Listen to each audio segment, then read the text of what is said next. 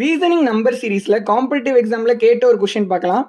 இந்த நம்பர்ஸ் எல்லாம் லைனாக எழுதிக்கலாம். ஓகேவா? ஏன்னா ஈஸியாக இருக்கும் சால்வ் பண்ணும் போது. சரியா? இதுக்கு என்ன ரிலேஷன் அப்படின்னு பார்க்கணும். இதுக்கு பக்கத்தில் இருக்க நம்பர் ரிலேஷன் வராது. ஒரு நம்பர் விட்டு அடுத்த நம்பர் பார்க்கணும். அதாவது 7 to 15, 15லேருந்து 23, 23லேருந்து 31 இந்த மாதிரி பார்க்கணும். 7ஓட +8 பண்ணால் நமக்கு 15 கிடைக்குது.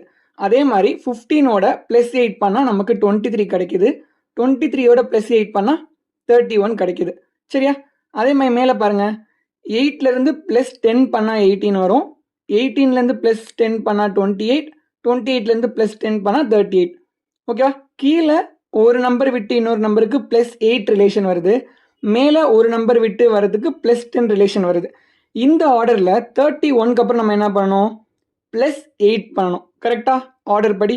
இப்போ 31ஓட +8 பண்ணுங்க.